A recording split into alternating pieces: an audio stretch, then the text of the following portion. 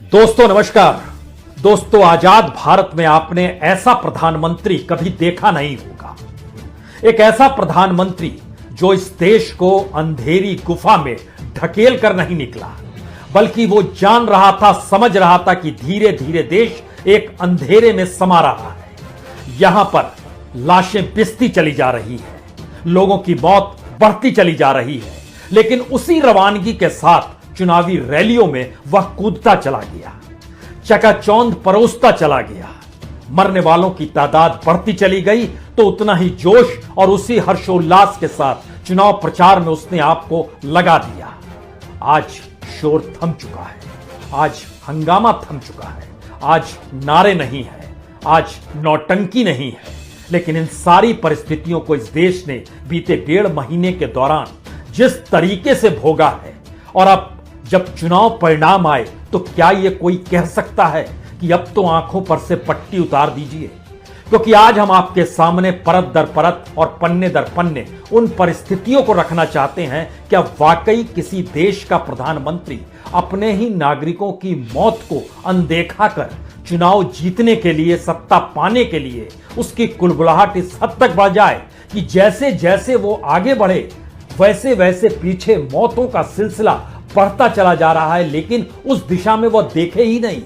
और जब मौत का सिलसिला एक पराकाष्ठा पे पहुंच जाए, उस दिन वो कहे आज मैं नहीं जाऊंगा बंगाल की गलियों में, मैं यहीं से एलईडी के जरिए अपने संबोधन को करूंगा और 6 जिले की या कहें 6 विधानसभा की सीटों पर लगभग 100 से 200 एलईडी लगा दिए जाएं स्क्रीन, और दिल्ली से बैठकर इस बात का अंदेशा देश के प्रधानमंत्री दें कि हम कोलकाता को आने वाले वक्त में भविष्य का शहर बनाएंगे। ये कौन सी परिस्थिति है जब देश लगातार परिवार दर परिवार, समाज दर समाज और जिले और राज्यों के भीतर भी मौतें हो रही हैं। देश के गृह मंत्री को भी फिक्र नहीं, कैबिनेट मिनिस्टर्स को फिक्र नहीं, मुख्यमंत्रियों को फिक्र नहीं, और इस देश की सामाजिक संस्था और सांस्कृतिक संस्था खुद को कहने वाली आरएसएस भी बंगाल के जिले दर जिले अपने आप को झोंक चुकी है।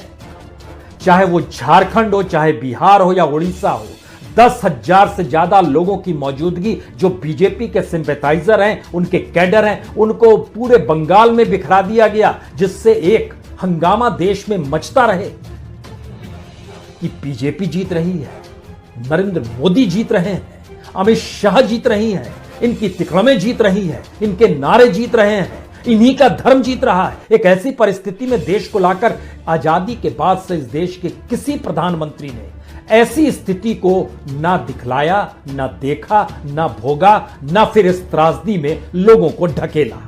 तो हमें लगता है कि आज पन्ने दर पन्ने खोल लीजिए, क्योंकि इतनी बुरी हार के बाद भी अगर देश के प्रधानमंत्री अपनी आंख से पट्टी नहीं हटाते हैं, देश के गृह मंत्री अब काम करना शुरू नहीं करते हैं, और कैबिनेट मिनिस्टर्स जो इशारे पर, निर्देश पर एक साथ चले जाते हैं चुनाव प्रचार के लिए, अपने अपने मंत्रालय में लौटकर इस देश की परिस्थितियों को बचाने में अब भी नहीं लगेंगे तो कब लगेंगे? इस देश ने इस देश की ऐसी परिस्थिति देखी आज से नहीं, याद कीजिए नमस्ते ट्रंप से यह मामला शुरू हुआ था।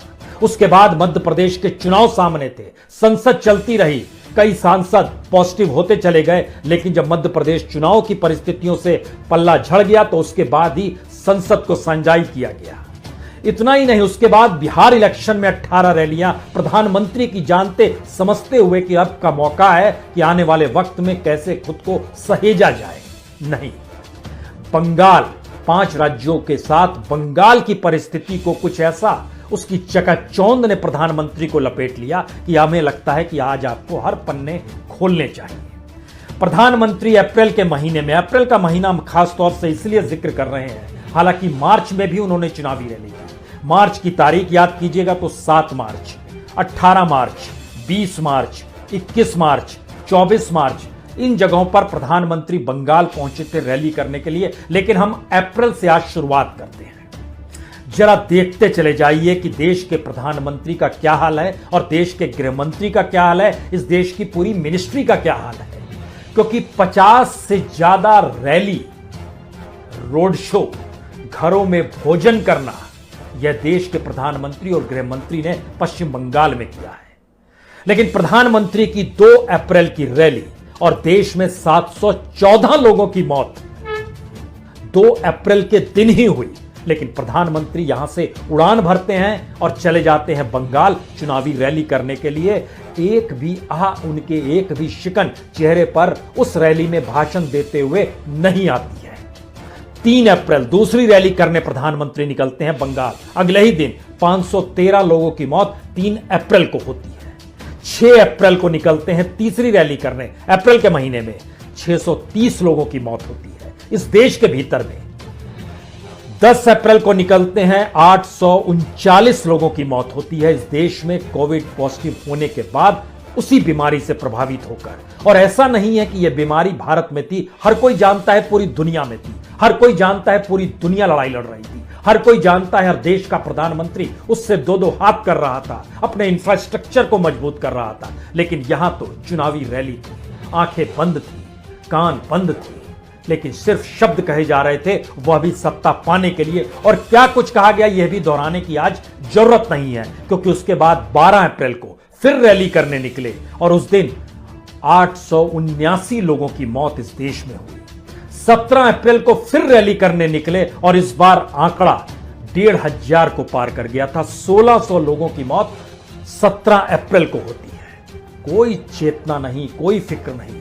और ध्यान दीजिए, उसके बाद जब ये तय करते हैं कि हम 23 अप्रैल को नहीं जाएंगे लेकिन वर्चुअल रैली करेंगे। वर्चुअल रैली यानी वहां पर कोलकाता, बीरभूम, मालदा, मुर्शिदाबाद, पश्चिमी वर्धमान का इलाका, इन जगहों पर 200 जगह पर एलईडी स्क्रीन लगा दी जाती है जिसमें प्रधानमंत्री पीएमओ से बैठकर या फिर अपने निवास से बैठकर भाषण दे और वहां के लोग सुने कि सत्ता चाहिए हमें और हम कोलकाता को भविष्य का शहर बनाएंगे।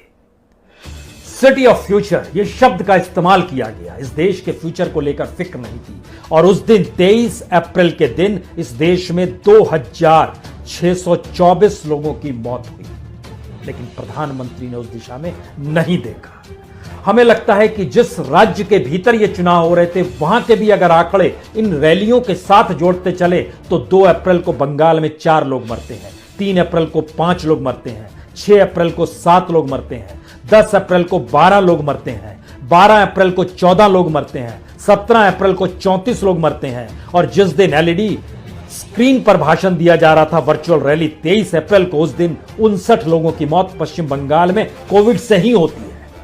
लेकिन कोई फिक्र नहीं है। ये कैसी परिस्थितियों के साथ हैं, ये जानते समझते हुए कि प्रधानमंत्री मोदी की रैली और उसके ठीक समानांतर इस देश को देखने वाले देश के गृह मंत्री भी लगभग 50 से ज्यादा रैली, रोड शो, घर में जाकर भोजन करना और अपनत्वता को दिखलाना, ये सब कुछ हो रहा है।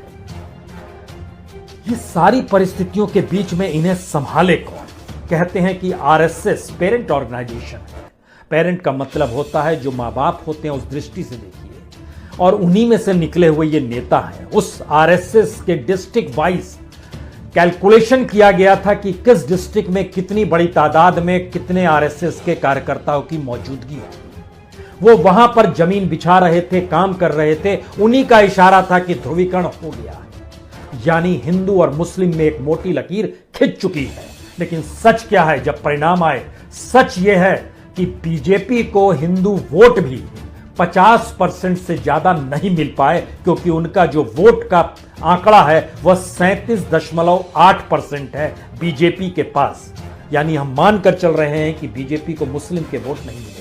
लेकिन दूसरी तरफ ममता बनर्जी लगभग 10 से 11% ज्यादा है, यानी 48.6%।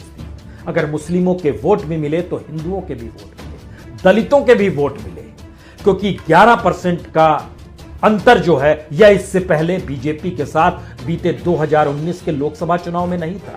यानी 2019 के लोकसभा में भी इस देश के प्रधानमंत्री को चुनते वक्त लोगों की आस्था थी कि इस देश के प्रधानमंत्री को चुन रहे हैं। लेकिन यह कहां किसी को पता था कि देश का प्रधानमंत्री देश को ही अंधेरी गुफा में ढकेल कर निकल चुका है और राज्य दर राज्य चुनाव प्रचार कर रहा है और बंगाल को रौंदते चला जा रहा है। और जिन शब्दों का इस्तेमाल किया जा रहा है, जिन नारों का इस्तेमाल किया जा रहा है, जिस धर्म के नारों को राजनीतिक मुलम्मा चढ़ाकर पेश किया जा रहा है, ऐसी परिस्थिति इस देश में कभी देखी नहीं गई थी। लेकिन यह सब कुछ हुआ, इसी दौर में हुआ और ये देखिए दूसरी तरफ बंगाल की